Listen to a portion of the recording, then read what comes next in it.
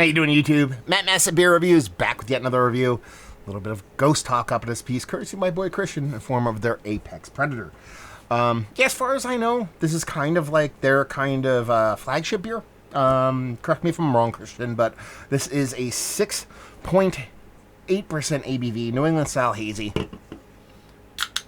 Yeah, let's crack in this sucker. See what she's got.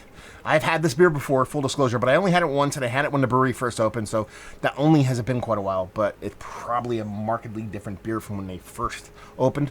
Label-wise, it's cool. I mean, it's that kind of, you know, what you'd expect Predator kind of lettering, you know what I mean, from the movie, but, you know, Ghost Hawk, Bird, Apex Predator.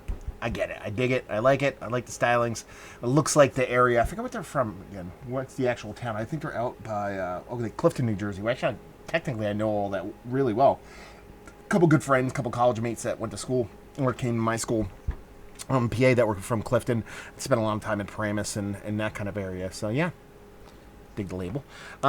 Rich orange, meaning a little bit more orange than what you typically see in a New England style hazy. There is no date on this can. The other cans I had dates. This one does not. So, pinky finger. Nice, tight, compact head to it. Rich orange core to it. Nothing super turbid, super thick, but she looks the part of a hazy. It's got a nose. Not much of a nose there. I mean, there's a kind of almost like citrus, rindy spritziness with a little bit of almost like a lime kind of thing going on, which is kind of cool.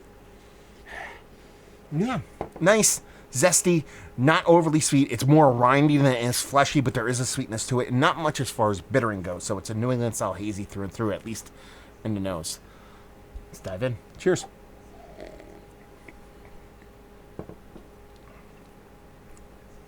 That's a dangerous beer because it gives you this nice, soft, creamy mouthfeel. Nothing super fluffy, nothing super creamy, but you're just like, okay, that's super easy to drink. And you get this pop of citrus. It's not like Orangina level citrus, but it's not organic citrus. It's floating somewhere in between, quite nice. Nothing overly aggressive, but definitely impactful. Same thing from the bittering. It's a zesty, rindy kind of bittering. A little bit of green there, nothing too crazy, but nothing short of like not being there. It's impactful. Everything is big enough to let you know you're drinking something of this ABV level, but not 2x4 to the face where you're kind of like, okay, that's really impactful. So it ends up drinking like a super creepy kind of stealth kind of, I drank way too many of these and I find myself in a dumpster and fucking Linden kind of thing going on here. Because I could drink this whole thing in like 3 minutes and be like, yeah, that was fun. Let me get another one. But then you look at that 6.8%, 7% beer. That's how things end up being fun or end up being horrible or you get in trouble or go to jail. Any one of those. That's the fun part about 7% beers when you're drinking them way too fast. I like it. I dig it. Is it going to be my favorite New England style IPA I've had as of late? No. Is it worthy of being in a conversation? Yes. But it's more so, I like the zippiness of the way it comes off while at the same time being drinkable. There's a lot of beers out there that are made for conversation. And this isn't a negative. This isn't a slight towards this beer.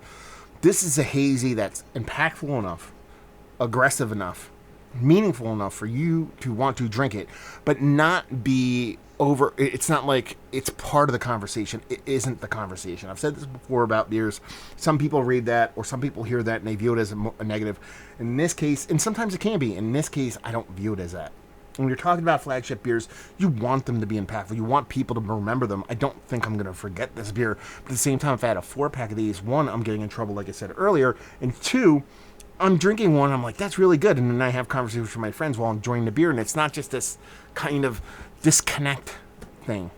Does that make any sense? I think it does. I think that resonates with you guys. If you guys watch my channel, I know, you know what I'm laying down when I talk about that stuff. So I like it. I like the way the citrus comes off. It's zippy and rindy and nice.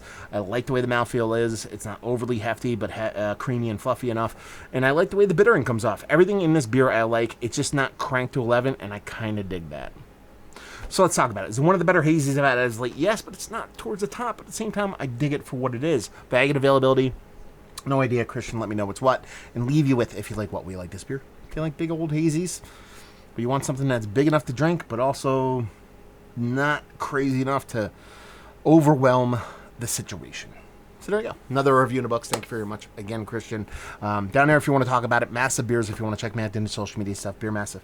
Want to check me out doing the whole podcasting thing, and hopefully you guys enjoyed the review. Hopefully enjoying a little hazy right now, and hopefully see you next time. Cheers.